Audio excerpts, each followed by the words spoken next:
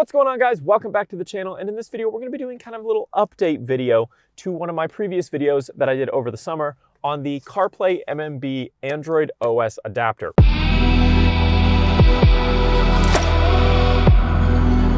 Now, the fine folks over at MMB were nice enough to send me their updated 3rd generation Android 11 OS adapter for CarPlay, and I know that's a little bit confusing. We're going to get into all that in this video. I'm going to walk through all the features that this updated product has to offer and let you know whether or not it's worth picking up. And I'm going to try in this video, which I didn't do as well in the last video, of letting you know who this is actually for and what is actually compatible with it, because I don't want you guys to be misinformed at all. Now, again, for full transparency, MMB did send me this product for review, but they don't influence me or tell me what to say or not to say. I'm gonna give my honest opinion, just like I do with all the other products I review on this channel, and let you know whether I think you guys should pick this up or not. Now, again, this Android adapter is a little bit more unique and niche than the CarPlay wireless adapter, but you do get a lot more functionality with this product than the CarPlay adapter. Now, the Android 11 box here retails for $290. If you want $20 off, put my discount code METZTECH in the coupon code section, and definitely use my referral link down below so they know that I sent you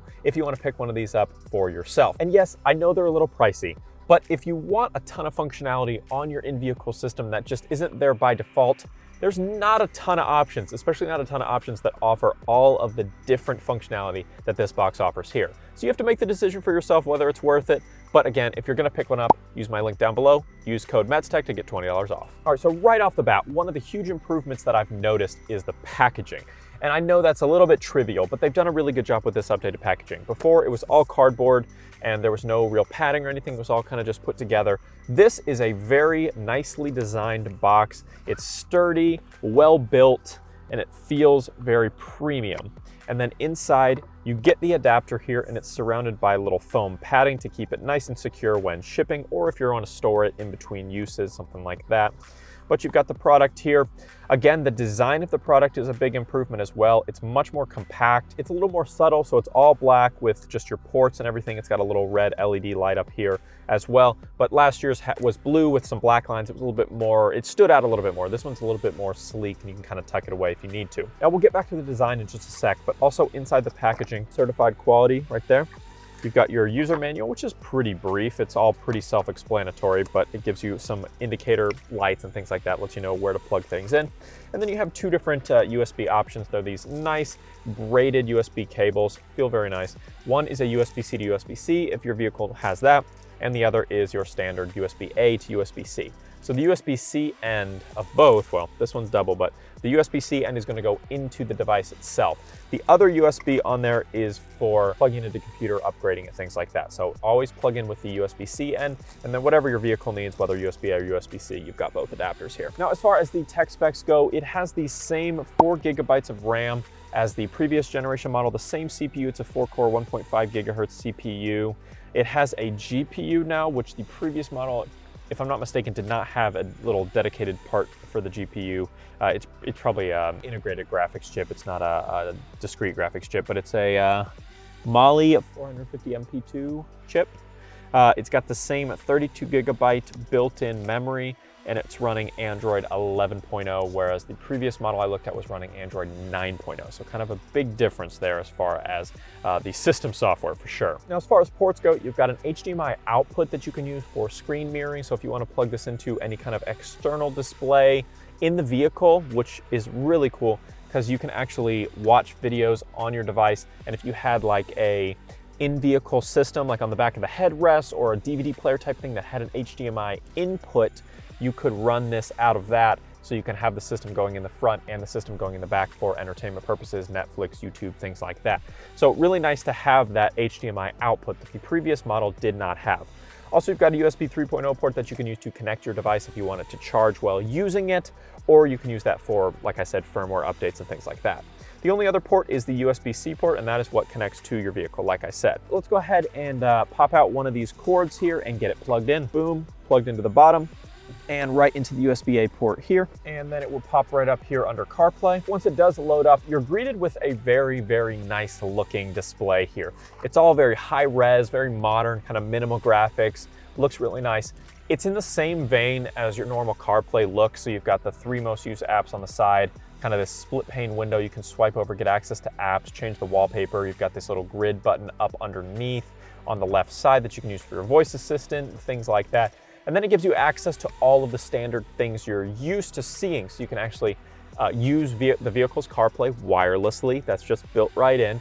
You can do Bluetooth streaming. You can connect your phone. You can mirror your phone. You can cast your device to the screen. You can pull up media if you want to plug in like a flash drive or something to that USB port on the front. You've got that as well. You've got Android Auto also built into this. So all kinds of goodies right there.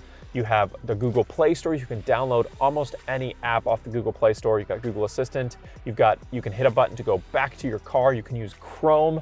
And then the best part, if you swipe over, you get access to VLC, Google Maps, Netflix, and YouTube right on your vehicle's device. And I will have timestamps down below, chapters here on the video. So if there's something you're really interested in, you want to know how it works, definitely skip to that chapter, but I'm going to be discussing everything here. So if you want a more comprehensive review, just keep watching. So if we start with the media tab, this will let you access local files. So if you were to plug in a flash drive, like I said, you can load music onto there. You can load videos on the supported file formats, and you're able to watch and listen to music right on there. Now, if we just hit CarPlay, this is going to allow us to pair our phone to use CarPlay wirelessly. So let's go ahead and do that nice and simple.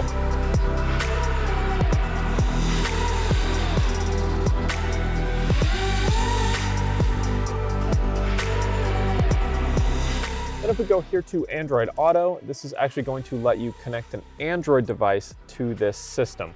So you can do that under, obviously, your Bluetooth in the Android device. I don't have one, so I can't do that for you here. This cleanup button is basically going to kind of flash your system, wipe the RAM, things like that, just to speed it up a little bit if you're having problems. Now for music, like I said, you can stream Bluetooth music. So if your device is connected via Bluetooth, you can just stream music straight to it. You can do your phone as well if you want to use it for calling.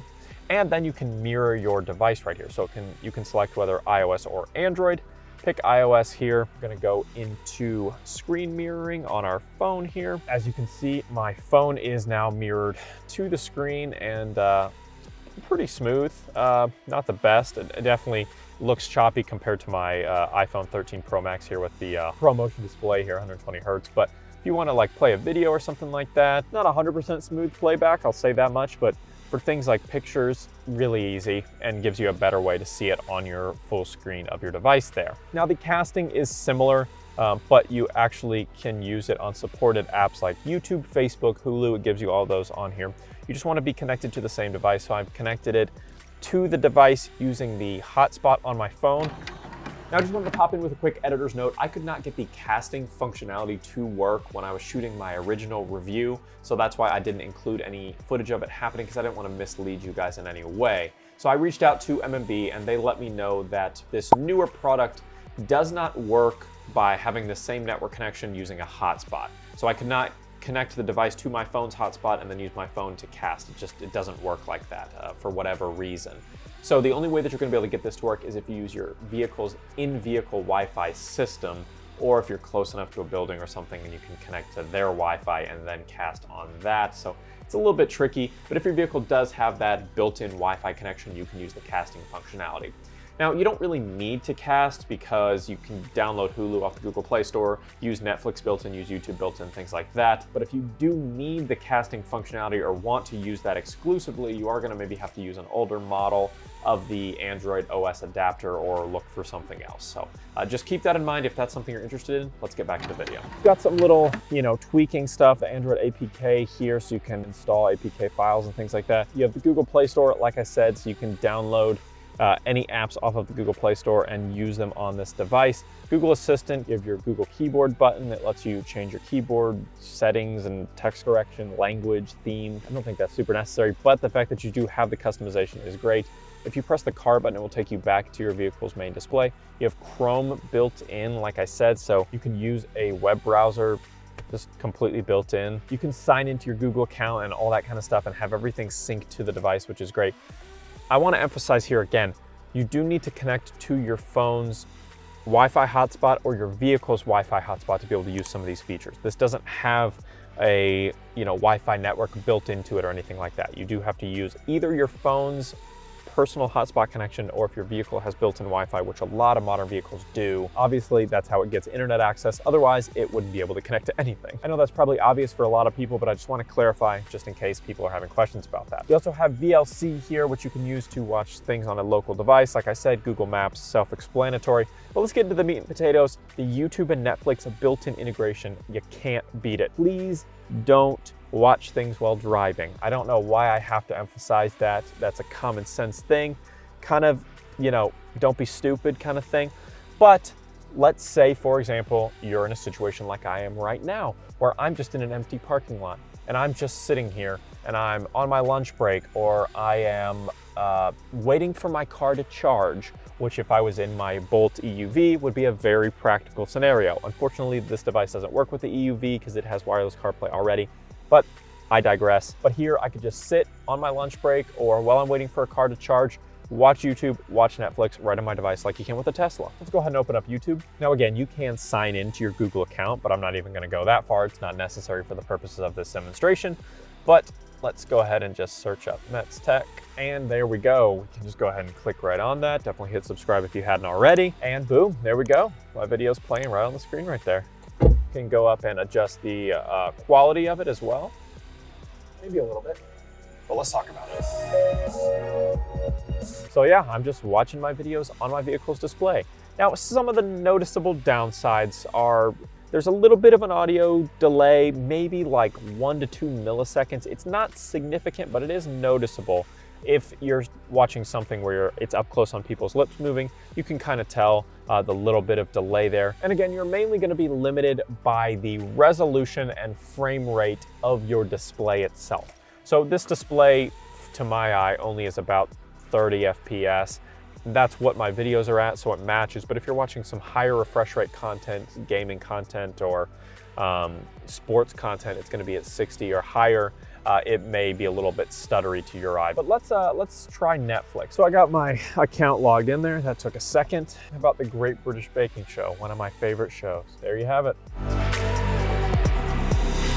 And again, the quality of the playback is going to depend on your internet connection on your phone. So if you're in a real spotty area, it's going to look pretty bad. So definitely make sure you have a nice solid internet connection if you want to be able to do this on your either hotspot or your vehicle's in-vehicle Wi-Fi system. And I feel like I'm barely scratching the surface on all the different stuff that this can do. You can go into settings, you can change things like the theme. So if you like a specific type of wallpaper, something a little more Apple-esque, you can do that nice and easy. There's dark mode, all kinds of goodies, make it look just like your CarPlay system. Super cool. And like I said, yes, you can use it while the vehicle's in motion. Should you? Absolutely not, but I know people are gonna ask the question. Now, another product that they sent me along with the Android 11 adapter is this Air Mouse. And it's kind of this like full keyboard with the numbers at the top, as well as kind of a pointer with a volume thing and the voice assistant and a wheel with a OK button. Kind of full-fledged mouse keyboard combo. For entering passwords, logging in, things like that, you can use this Air Mouse right here. I used it by plugging the little dongle adapter into the device itself, into the USB-A port right there. And it's a little bit weird to get used to as far as the kind of gyroscope aspect of it that you can use as a mouse pointer. Click on Chrome and then, you know, go type something into the search bar, and you can type in what you want to type in, like, oh, I don't know, Metz Tech. So if you did want to pick up the Air Mouse in addition, I think it's like an extra 15 bucks or something like that. Not too bad. Again, that'll take the price up to $305 with the Air Mouse, but if you don't want it, then it's just at $290. But you could use this with any product. It's not specific to the MMB adapter box. They just include it as an option if you need more control over the system. Now, who is this for exactly? I get that question a lot, and I think I've kind of come up with a decent answer. This is for somebody that wants all of the benefits of a third-party infotainment screen, like a system from Pioneer or something like that, that you would have to install yourself on an older vehicle, but wants all that same functionality without having to replace their nice modern screen. Now, the qualifications are you have to have CarPlay from the factory, but not wireless CarPlay from the factory.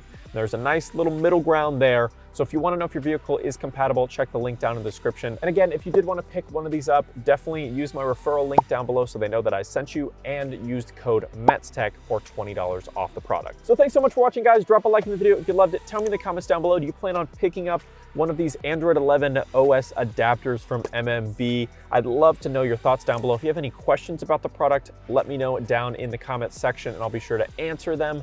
And don't forget to hit that subscribe button to be one of the first to see every single new video the second I hit publish. We'll see you in the next one.